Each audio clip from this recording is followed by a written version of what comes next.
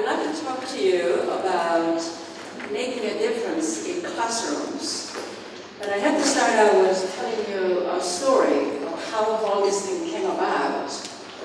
I have worked with schools over the years as a consultant. I have never been a teacher, and I've never been interested in teaching children. I've been teaching at the university level, graduate school level, but never any children younger than those students. So I was not even looking for more work to do either, because I'm busy enough already. And so I'd like to tell you about how this thing came about. One day I was visiting a friend in South Florida. South Florida is an interesting place because it's so close to Caribbean islands. And so there are lots of immigrants come from Caribbean islands, which is very poor, very, very poor areas there. And so this was a place called Fort Lauderdale, which has about 3 million population in that general area. And I have a friend that I have known for about 10-15 years. And I was going to be in that area, so I sent him an email and said, I'm coming down to your area. I'd like to sit down and have dinner with you. I have never known him personally. We always meet at the conferences and different meetings, but never in a personal way. So he said, great, and I'll bring my wife. So we did. We met for a dinner, and his wife comes. I never met her before because her work does not have anything to do with my area of work. It's the first time I'm meeting her. And this lady comes and says that I have the worst day in my teaching career today. I'm just coming from the worst class day I have ever had in all the years of my teaching. So I thought, oh my gosh. I knew she's been a teacher for a long time. She says about 28 years of classroom teaching, and she specializes in working with teaching children with, I guess they call it go by a different name, with the special needs children or high-risk children. The high risk of what? High risk of dropping out of school.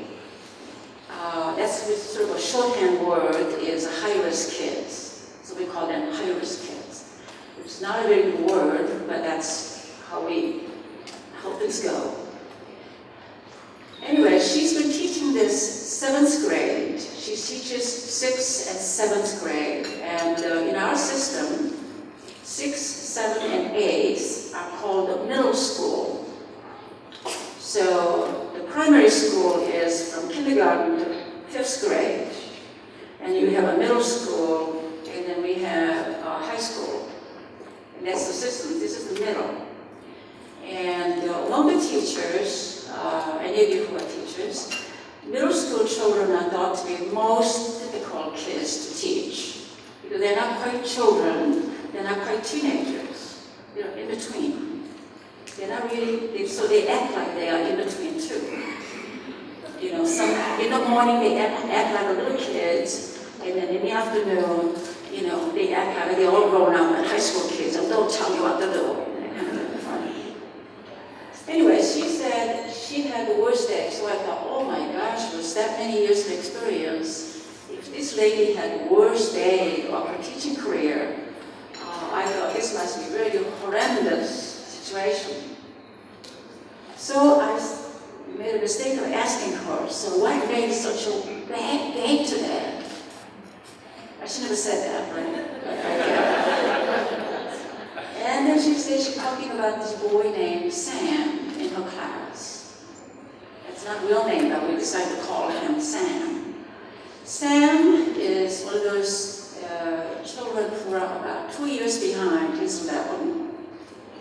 His family has moved around so much that at 7th grade, they think that he may have attended more than somewhere between 10 and 15 schools in 7th grade.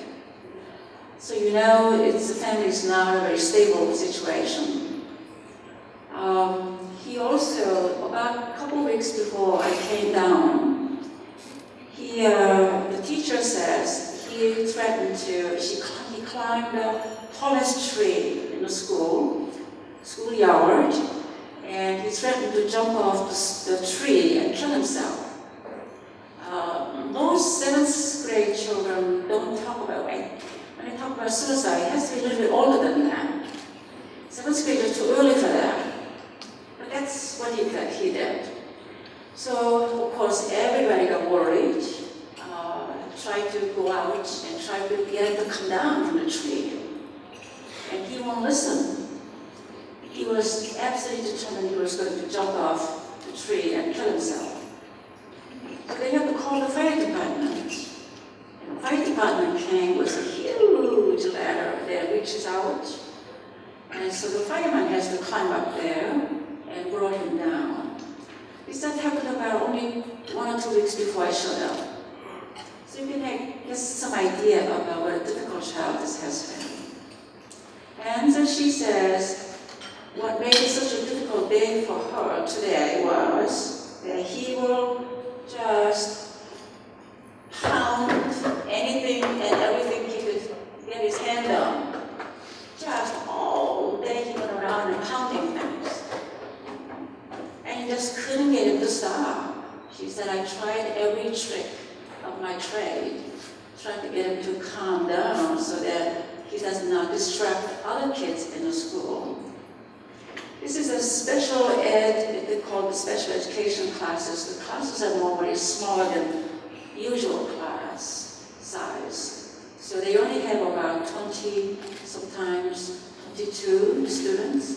Even that's a large group for those kind of very, very difficult, high-risk kids. And so she was going on and on about this today. So I was listening very carefully. And I was very sympathetic, of course. I mean, I've never been a teacher, but I cannot imagine. And this is not the teacher who is burned out. Not at all. She just loves her children. She calls them my children. She doesn't say my student. She calls them my children. And she's really passionate about her teaching. Most teachers by that time, and they have been teaching that long, they usually are. It shows a lot of signs of burnout. But not this lady. So she was going on and on and on about this, and then talking about.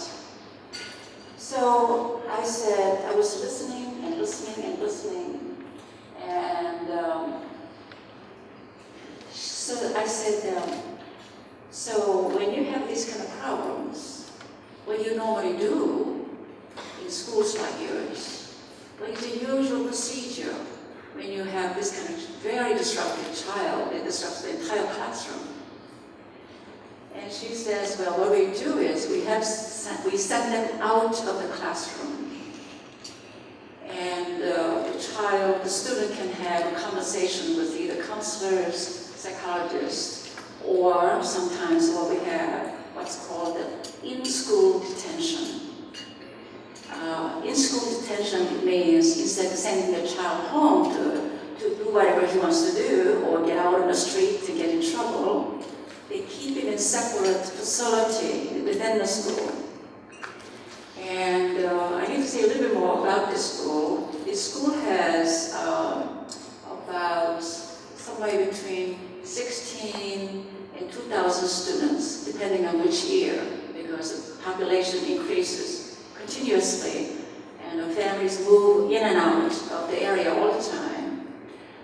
And there, about 74% of their students get free lunch. What that means is level is below poverty level, but the government decided this is the poverty level income. Any family who are below that gets free lunch. So when school people talk to each other about how many percent of my school's children get free lunch, that means the very high rate of the student populations is poor. And many of them are also immigrant families from the Caribbean islands, and many parents don't speak English. So it's very difficult to connect with the parents because most parents are either very afraid to come to school for conferences because they don't speak English very well, or many parents also have to have 2 or 3 jobs because the income, the wage is so low, they have to work many hours. It's common to have 2 or 3 jobs. So this is the kind of population we're talking about. And so I said, so when you send these kind of children out of the classroom, what happens there, out there? And she said, I don't know what they do, but they have a talk. I think they have a talk. Disrupted child and either school counselors, psychologists, or social workers have a talk with the child, and the child comes back after an hour. So I said, oh, so does that work? And she says, no, it doesn't work. So I said, well, why do you keep doing it then if it doesn't work? And then she said, we don't know what else to do. We have no idea what to do with these kind of children. So I said,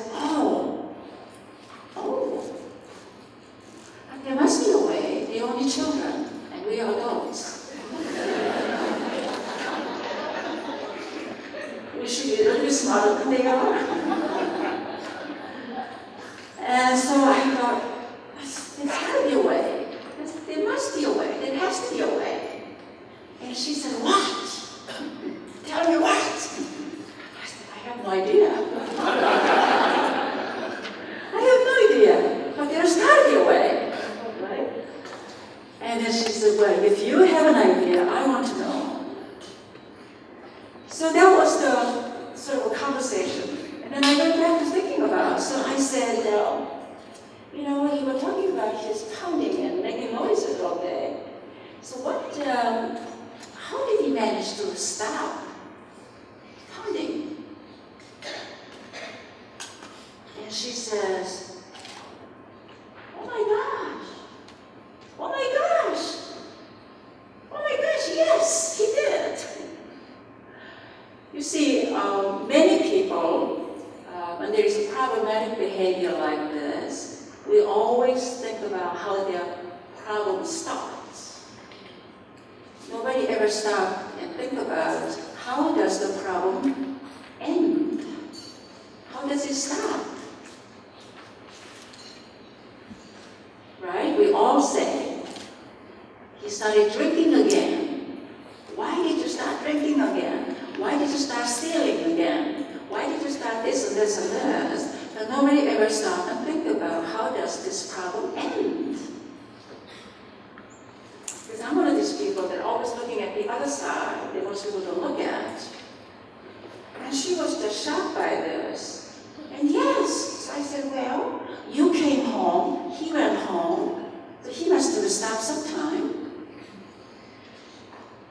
If we know how he stopped, perhaps we can get him to stop sooner and sooner and sooner. That was my thinking. I don't know. And so I thought, well, okay. So then we said, is it possible for me to visit your class? And she says, yes, of course. We are very open to visitors. We have people coming in and out quite frequently. Students are not bothered by this. Okay. So we made an arrangement for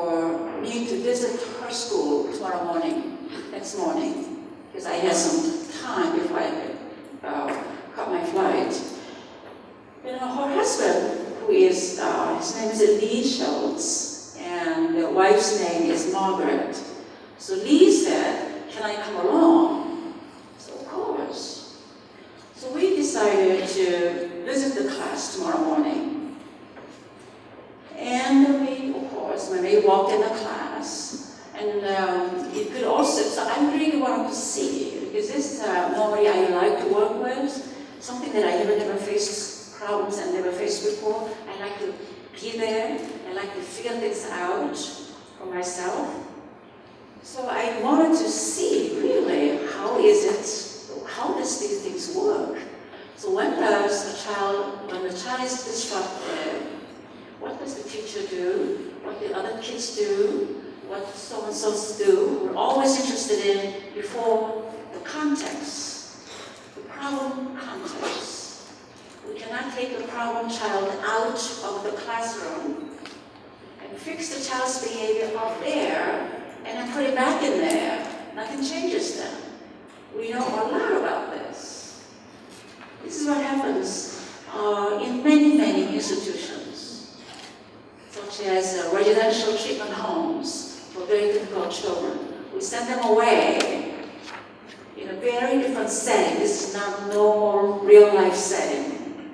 Very artificial setting. And then they behave differently, and then you send them back to the home. Same thing starts all over again. So I thought, wow, I've seen this before, but anyway. So we walked in the classroom, and you could, and then of course, children were very curious about these two people visiting.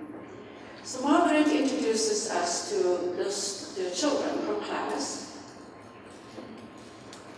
and she says, "This is my husband, Lee, and he teaches at the university, at the Saints, in Fort Lauderdale. He's a professor at the university. And this is Insu, and her introduction was, this is a lady who travels around the world." That was my introduction. So we quietly went and sat in the back of the class because we wanted to see this difficult behavior problem, very difficult problem. Then as soon as you walked in, you could sort of tell which one was Sam, because what teachers mostly do is that most difficult child is always seated right in the front there, so that the teacher can manage all day, right? So I thought, this must be Sam. So we went back, sat in the back. And then, of course, the kids are moving around, and they are doing things, and the teacher is talking over them, you know. About 20 minutes is all we could handle. I mean, just the body movement, you know, it just was so distracting. So we decided we had enough. We have seen enough, and we also had other meetings scheduled with the principal and all this, so we left. And we had other meetings and so on. And essentially, every meeting we talked about, asked questions about these kinds of a way to manage difficult child in classroom. They all are convinced that this is the only way they know how. And I really didn't quite believe that. So if it doesn't work, even one of the rules is solution-focused approach. So if it doesn't work, we have to stop doing it and then do something different. We don't know what that different is. So we had different meetings, and we had another dinner that evening to discuss today's visit. And we forgot. As we started talking about it, Lee and I discovered that we forgot. We should have given this Sam compliments because he was very different than the day before. He sat down, he came over, when we sat in the back there, he comes over, walks over the aisle like this, and he comes to me, not to Lee, but to me, and he says to me, "Do you really travel around the world?" So I said, "Yes." Oh, he was very impressed by that. And then, of course, his world, his concept about world is very different than yours or mine. He says, "Have you been to New York?" Yes. He was impressed. Have you been to, he was test more. Have you been to Los Angeles? Yes. He was impressed. Have you been to Miami? Yes. He was so impressed. He had one more question, and he said, "Have you been to Boston?" Yes. How many times? He was so impressed. I didn't know what this was about, the Boston. And then he says, I used to live in Boston. So this was his main concept of the world, right?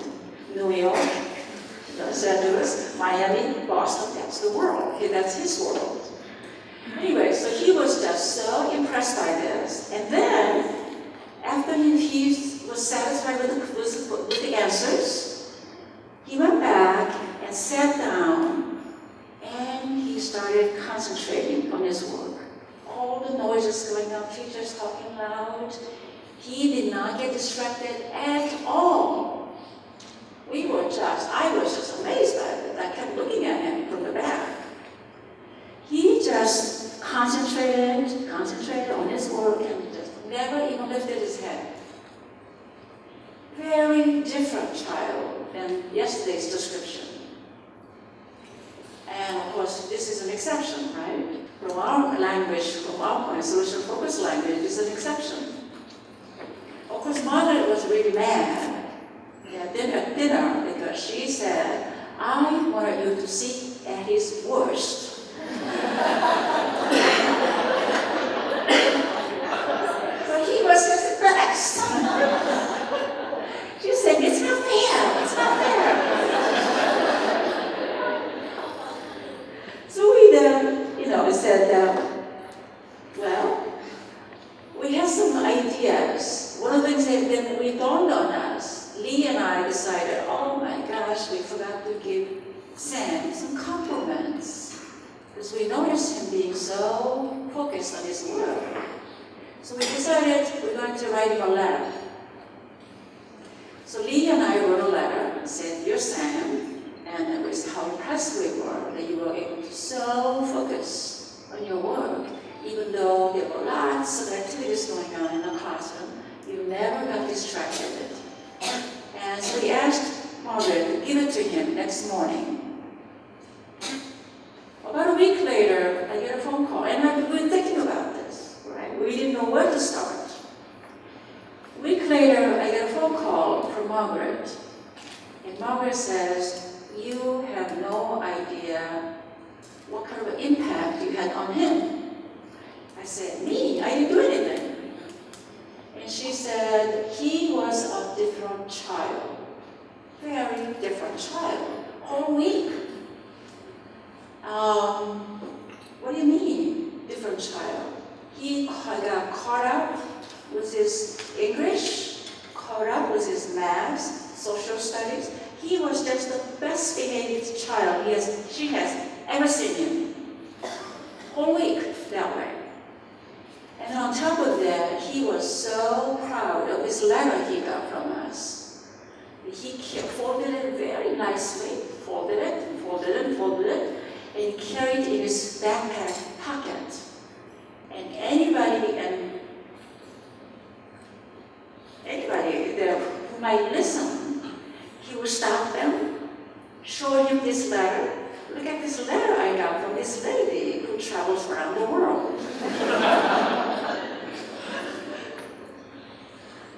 So somehow this meant something to him. And she also said, surprise, the biggest surprise, his mother called her and said to her, "What is this letter that Sam is talking about?" This is a very unusual for a mother to call her. It's usually she calling mother. Okay? So she was just amazed by this transformation. And so Lee and I decided, wow, there's something to this. We don't know what it is. We have no idea what it is. But somehow, a child like him, with one small compliment, can have that kind of impact for a whole week. I wonder what would happen if that somehow got repeated over and over again. So we came up with this idea that since Lee lives there, right there, and I don't, he decided that he looked at his schedule and decided that he could spare 3 hours a week. 3 hours a week. He will donate this time. And then he will go to class. We came up with a strategy that he will go to class, sit in the back of the class, and take notes of all the successful behaviors of the entire class. Because for us, taking Sam out of the class did not make any sense at all, because it's the natural environment of children. That's the classroom.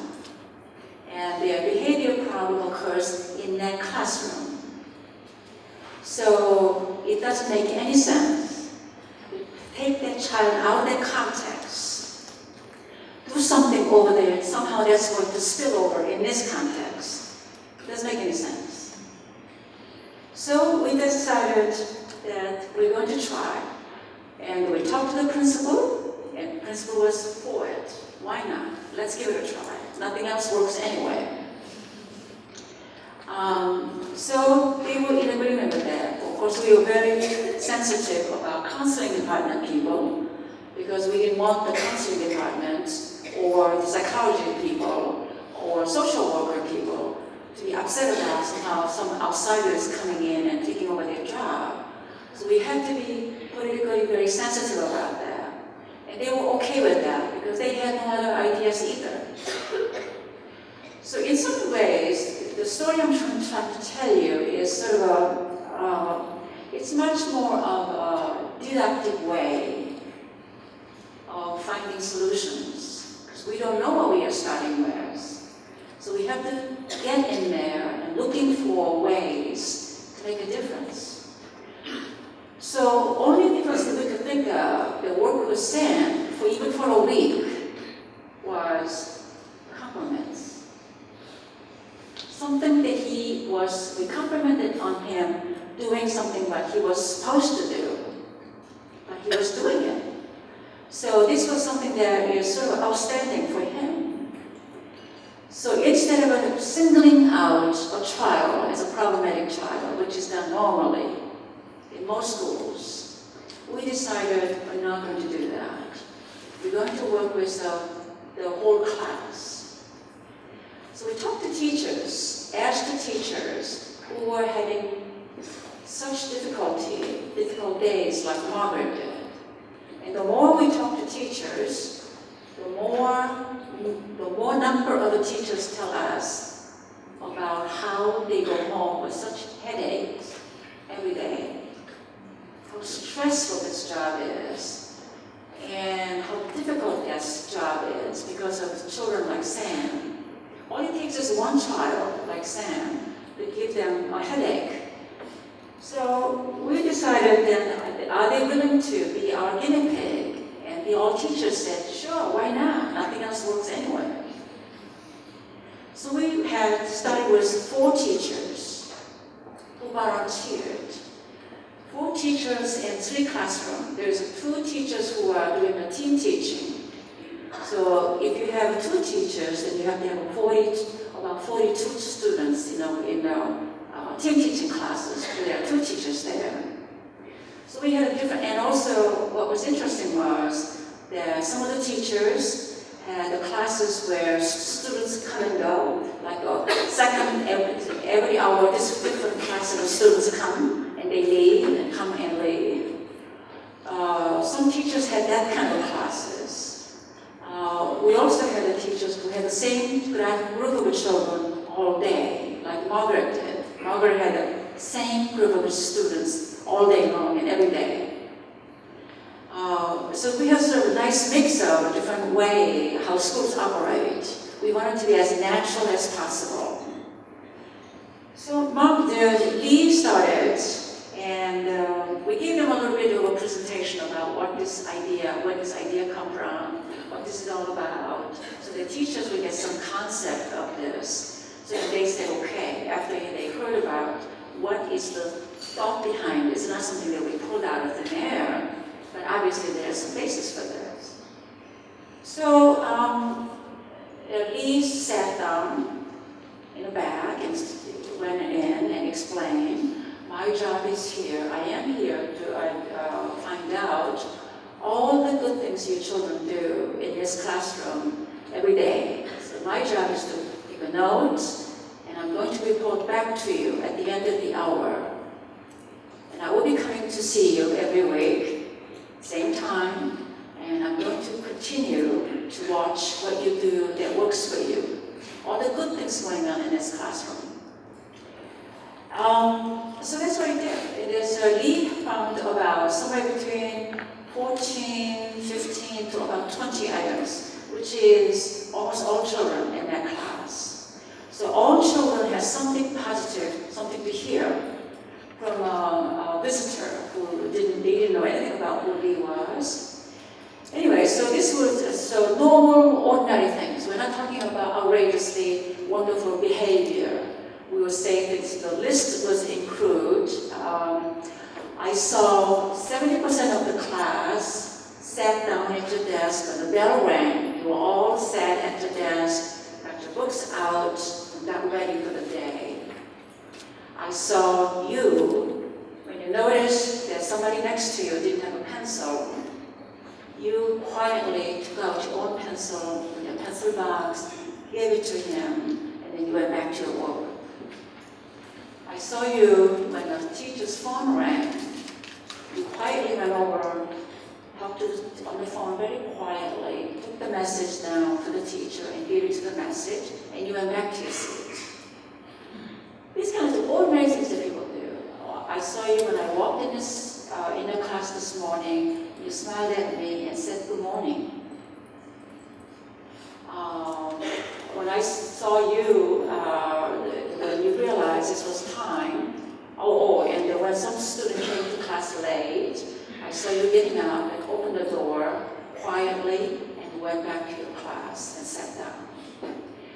Nothing heroic things, just everyday good behavior, expected behavior. And then so this was the first time that this lasted about 2-3 weeks. So the students get the idea that someone is coming out here to watch and learn about our good behavior. Then we started, after about 3 weeks, we started to introduce the concept of scaling, 1 to 10. So what Lee did was, he would say at the end of the summary and report back to the class, he would say, based on what I have observed, that if 10 was the best behaved class I have ever seen, I would say your class today was about 4. And I want you to keep trying to stay at 4 until I come back next week. And then so each about 2-3 weeks in the beginning was nothing but compliments, and then we started gradually to introduce the concept of the scaling. And then we started introducing, that lasted about 2-3 weeks again, and then we went into goal setting. So based on what you have learned so far, on a scale of 1 to 10, what number do you want to be at, as a class as a whole? And then they would have all kinds of ideas. Some children would say, oh, we want to be at 8. And the teacher would say, hey, wait a minute, that's not realistic. And the teacher would also invite to go for the goal negotiation with the entire class. And then we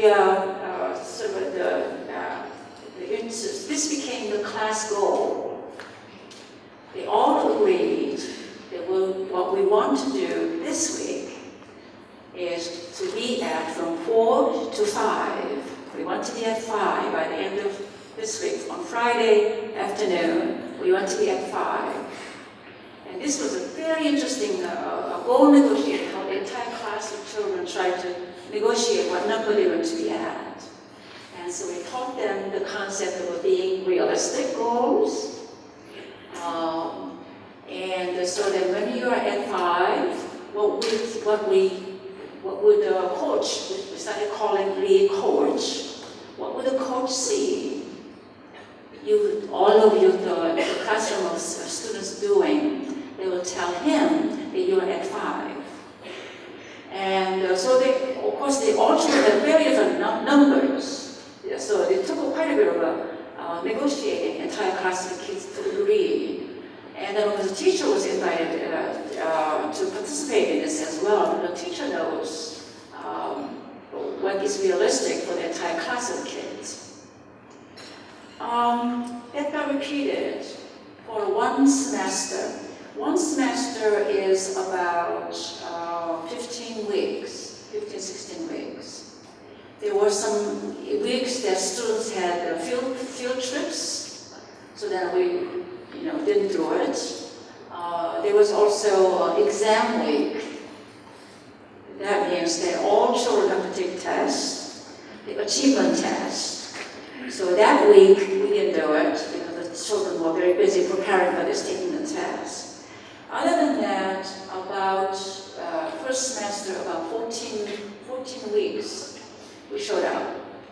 And the children started having such positive reaction to Lee's coming, because they can count on Lee to give nothing but compliments to them. So they would just be happy to see him. He said, as soon as he walks down the hallway, children will say, "Hi, Mr. Lee, good morning," and they would put the chair out for him. It's just so happy to see him coming, because unlike teachers, we're always yelling at them. Lee talks about how well they are doing. And by the end of the first semester, the principal, of course, job is to keep track of how are the children performing. It's always performance measure.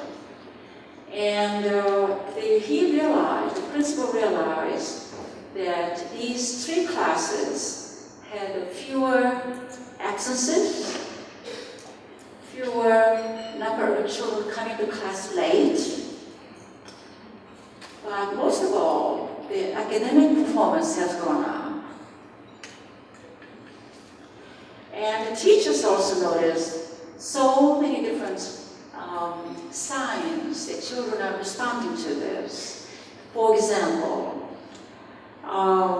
teachers will notice that when you hear she gets compliments about something she did, if you want to get compliments from the coach, you will imitate what she does. So watch other children about what is it that they get compliments for. And once they do the same thing, that they repeat what other children do, they know they're going to get compliments. Also, some teachers became very creative. So then they presumed, as the semester moved on, teachers made a chart of success scale. We call it the classroom success scale. And it looked like sort of a big piece of paper. And there is a week. There's a scale of 10, and a description of what 10 would look like. And children participated in this. Okay? What 10 behavior would look like, what 9 behavior will look like, what 8 behavior will look like, and so on. Children said, this is what we were doing. It's all children's idea, not teacher's idea. And so they are so excited about that when they move up to 7, they know they have to have these kinds of description of the behavior in the entire class. And so pretty soon, students start owning up the class goal, because it's something that they decided they wanted to do. And so we started experimenting this, and we repeated the same thing second semester. So we began with first school year is usually first school year is from September until June, and they repeated the same thing. And by the end of the first year, the principal could clearly see the change. That's one thing that they have noticed. The other thing they have noticed, also teachers noticed, is that children are so concerned about meeting up their goals. If they decided, this week we want to be at 7, if some other children start to talk in class to each other, and then other children will say, 7, we want to be at 7. So they start to own up the goal, because it's their goal, and they are monitoring each other's behavior. Amazing. Teachers start to see the children very differently. So you can imagine then how teachers respond to them. Teachers also became very creative. So one teacher decided that she's going to make, and so this is a WOW program. We decided to call it the WOW. WOW stands for Working on What Works. W-O-W-W. This is working on what works. Teachers came up with that idea. And so this continued. In second school year, we had 32 teachers volunteered. They were never asked to do things. They heard about it. Of course, as you know, teachers talk to the teachers during lunchtime, during lunchtime, or during the meetings. They talk about it. So 36 teachers said, we want you to come to my class as well. And of course, how could we do this 30-some classes? I mean, he can't do that. Because we're not getting paid. Nobody's paying anything. So he also teaches at the university. And he decided, I will ask students, the graduate students, who want to do the internship. And they have to do internship in order to meet the requirements. And the students graduate students just loved to go to class and have the children glad to see them. So all those interns then started to keep increasing the number of interns. So we were able to manage 36 classes without any difficulty. Okay. Then third year, we went up to 115 teachers. Now, we just started the fourth year, and the school principal said all newly hired teachers must do this.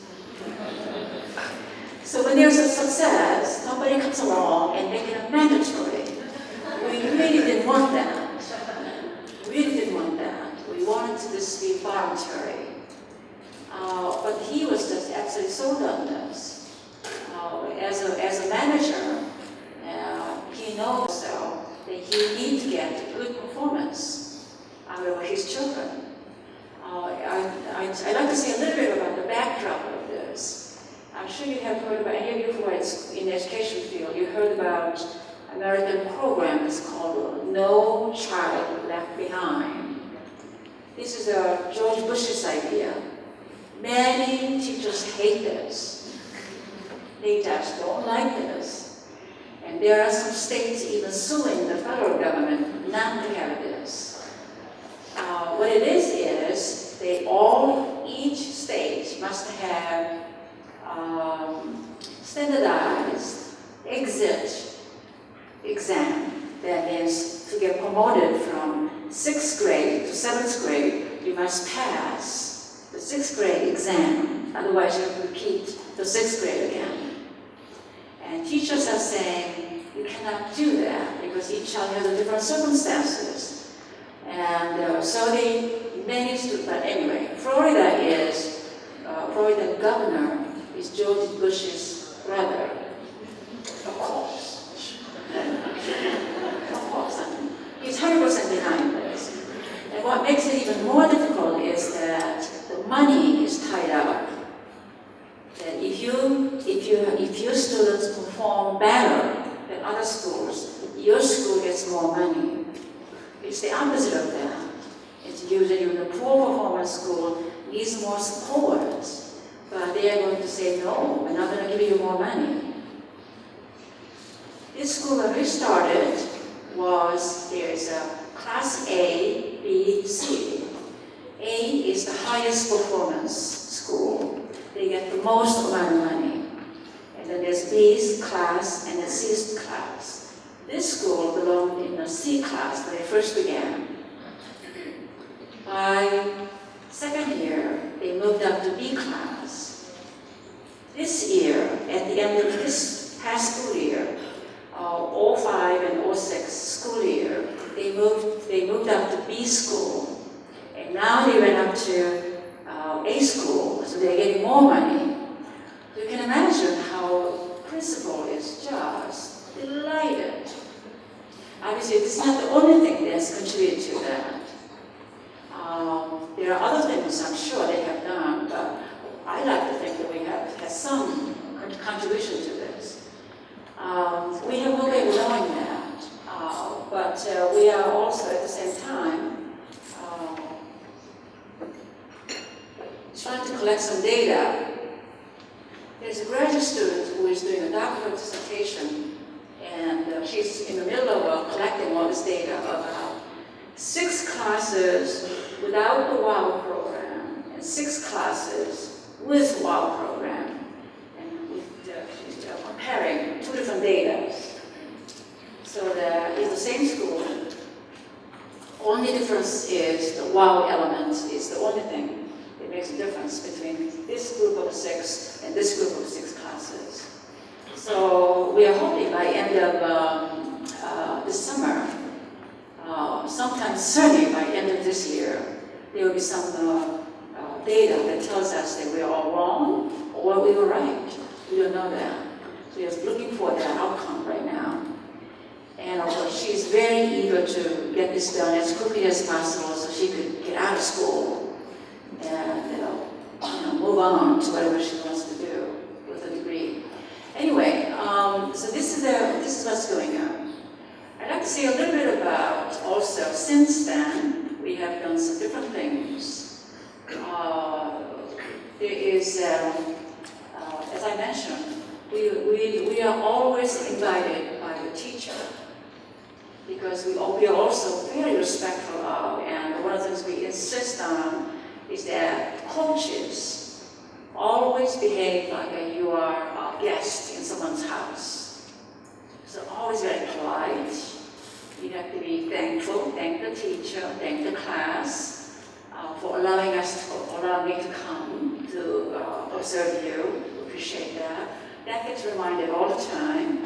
And we really insist on that's all they do. And also negotiate, talk to the teacher periodically, because teachers really love having other adults, set of eyes in the classroom. And especially when the other adults see the same thing that she sees. We also negotiate with the teachers right before we start. We also like to give you the teachers' compliments. Do you want us to do this in private without the students present? Or do you want us to give you a compliment in front of the children? And surprisingly, almost all teachers say, you want me to give me a compliment in front of the children. And they say the reason for that is because these children need to hear what other adults are saying about their teacher. So this is step of the way, we inform the teacher, we negotiate with the teacher, and amazing changes are occurring. For example, one teacher tells me that, Insu, I realize that my language is changing. That's what she said. We never emphasize the language used. You just be a teacher. You do whatever you normally do in your classroom. And so I said, so what do you mean your language is changing? And she says, I noticed that I talk to my children are different. So in what way are you different? And she tells me that I used to always ask the child, why are you late 15 minutes again this morning? I never heard this before, but she says, now I don't do it anymore. So what do you do instead?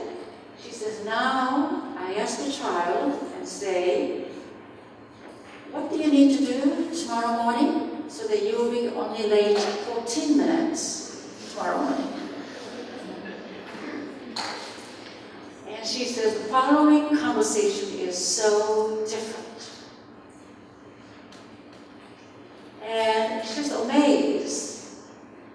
We never talked about this. We just left it up to them. You know, whatever they do, the other teacher. We're not intruding about how to teach because they're not teachers. So these are the kind of reports they get. And the children's behavior is just absolutely amazing. So one of these charter school principal calls me up and says, Insu, I want to talk to you. So she wanted to have a meeting, so I wish I showed up for a meeting. So she says, I have these two teachers who are not very good teachers. And I want you to help these teachers. I thought, oh my gosh, I don't know anything about how to teach. But she says, the problem the two teachers have is they don't know how to manage the classroom. It's not that they are lacking about the teaching skills. They have all the good teaching skills, but they don't know how to manage the classroom. So would you be willing to work with these two teachers? And so so I said, well, I'll give it a try because I don't promise anything, because I don't know, I've never done this before. But I thought with some experience, a WOW program, I thought I wanted to give it a try. So I said to these two teachers know that you are talking to me about my coming to their classes. And she says, yes. Are they in favor of that? Yes. I still didn't know, but they were really in favor of that. So I said, is it possible for me to meet with them individually? She said, of course you could do that. So I had a meeting, and I was thinking about how do I approach these teachers? I can't come to them and say, I understand you have a poor classroom management skills. You can't do that, right? So I thought about how do I approach this? And so I came up with the idea that I'm going to talk to the teacher, and I started out with, and I did this with both teachers.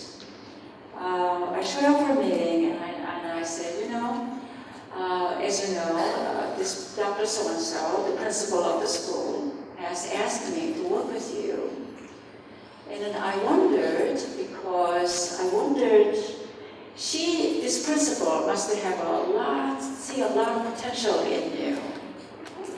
And to be a good teacher, that's the reason why she is going through this special effort to find me, first of all, because I'm not known in the schools. Find me, first of all, contacted me, had a meeting with me, and she's willing to invest money to help you become a better teacher. So what do you suppose the principal sees in you that would made her want to invest that much time and effort and money into helping you? What do you think that is? Very nice. nice way to, instead of saying, I just think you're a bad teacher, right? Much different way. And so then they were just really amazed by this. And they had to stop and think about it. Because I'm sure they expected me to talk about their deficits, their lacking this kind of skill and that kind of skill and so on. It has worked out very nice. That's how it began, with both teachers. And then we also negotiated with the both teachers. One of the things that we learned is that we like to point out what teachers do well as well, not just students. But we also want to make sure that teachers understand what they are successful at in managing classes. So do you want us to do this individually, or do you want us to do this in front of the children? And they both said, I want you to do this in front of the children. Okay, so we had an agreement on that. The reason I'm telling you about this, because they had some interesting reactions to that. That is, that we started then giving teachers compliments as well.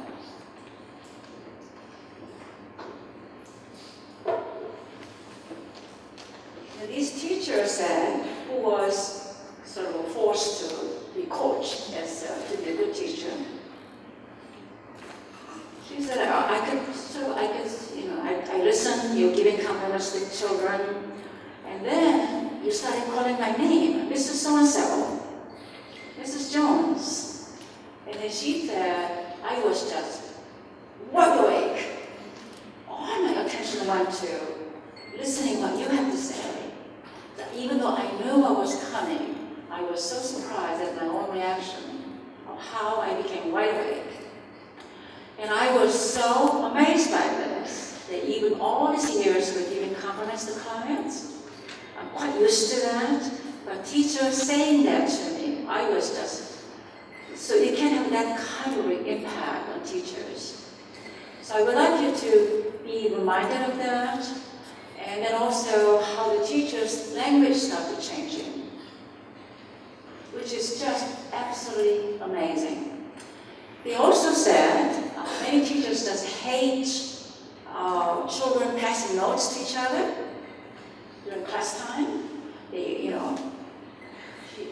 And one teacher decided, we never talked about it, we didn't tell them what to do, but they came up with this idea.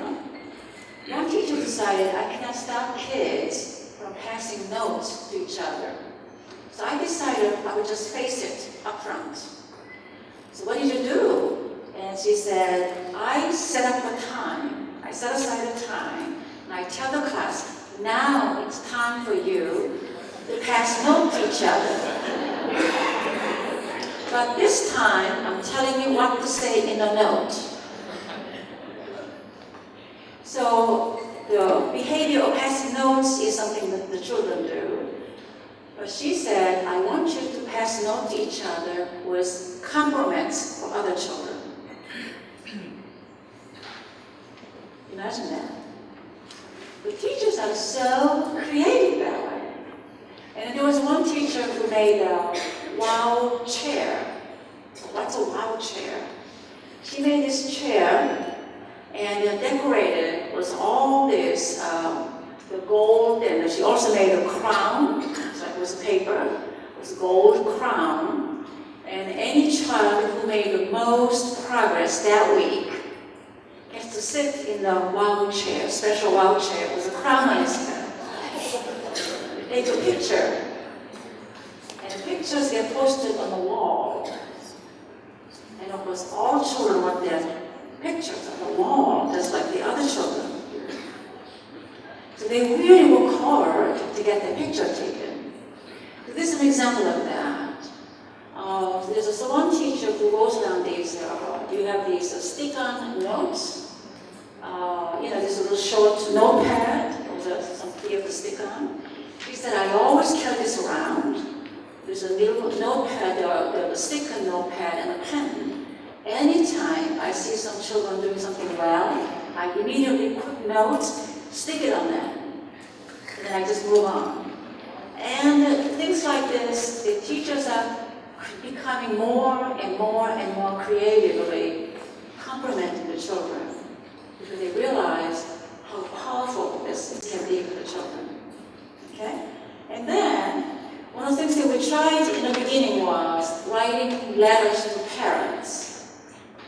thought, and a lot of research data shows when parents are involved with education of their children, the children do better. So we wanted to invite parents, and we started writing parents notes about what we are here for. This is what we are here with the WOW program, and we want you to pay attention to what the child is doing well in coming weeks and months. And if you have any questions, please let us know. And then we started writing letters, computer-generated letters, and kept sending to parents. Nothing, no reaction.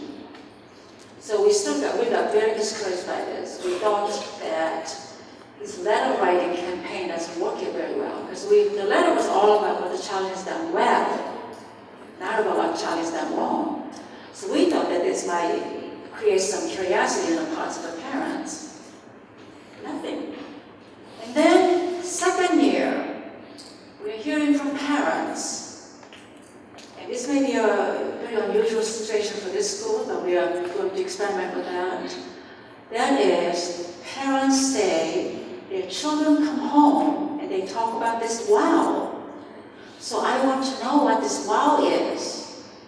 So when they hear from their own children, rather than getting this official letter from school, somehow they seem to have more impact. We don't know what that is, whether that is just a very unusual situation here with this school. So we are in the middle of experimenting with that.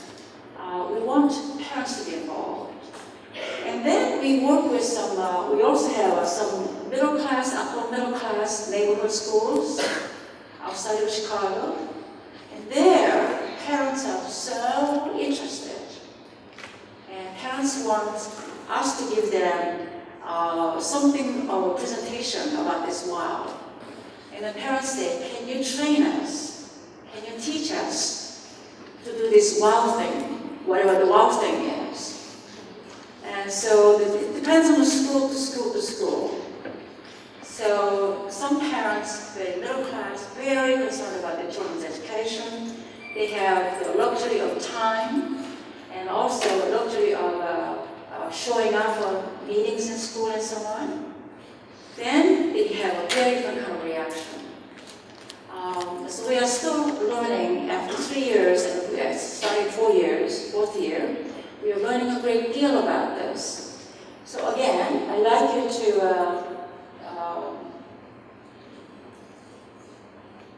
I wonder if you have any questions about this so far.